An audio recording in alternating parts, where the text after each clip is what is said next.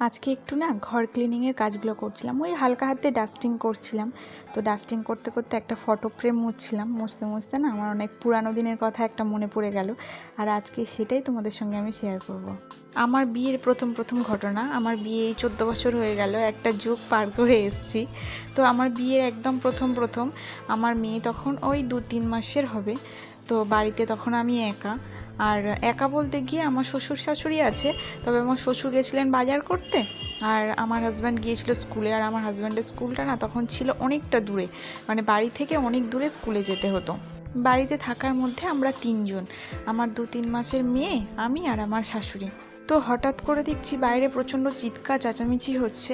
কি হয়েছে তখন বাইরে গিয়ে দেখতে গেছি, আর আমরা না 2nd ফ্লোরে থাকি। আমি আর আমার মেয়ে তখন উপরে বসে আর দৌড়ে গিয়েছি দেখতে বাইরে কি হচ্ছে। তো দেখি আমাদের বাড়ির সামনে, মানে আমাদের যে দরজা গেটের সামনে একজনকে মার্ডার করে ফেলে দিয়ে গেছে। এমন ভয়াবহ দৃশ্য যে আমার চোখের সামনে হবে এটা আমি কখনো কল্পনাও করতে পারিনি। তখন আমার বয়সটাও অনেক কম, ভয়ে আমি ঠকঠক করে কাঁপছি। মেয়েকে কি সামলাবো আর নিজে কিভাবে সামলাবো সেটাই ভেবে পাচ্ছিলাম না। বাড়িতে ছেলে বলতে তেমন কেউই ছিল না। শাশুড়ি মা, আমি আর আমার মেয়ে তিনজনের কাছে বসে শুধু কাঁদছি। আর শ্বশুরমশাইকে ফোন করে দেওয়া হলো, ততক্ষণে না বাড়িতে না ঢোকে কাছাকাছি পিসির বাড়ি ছিল, তো চলে গেছিলো। আর আমার হাজব্যান্ডকে বলে দেওয়া হয়েছিল যে আমার বাপের বাড়ি চলে যেতে, ও সেখানেই চলে গেছিলো।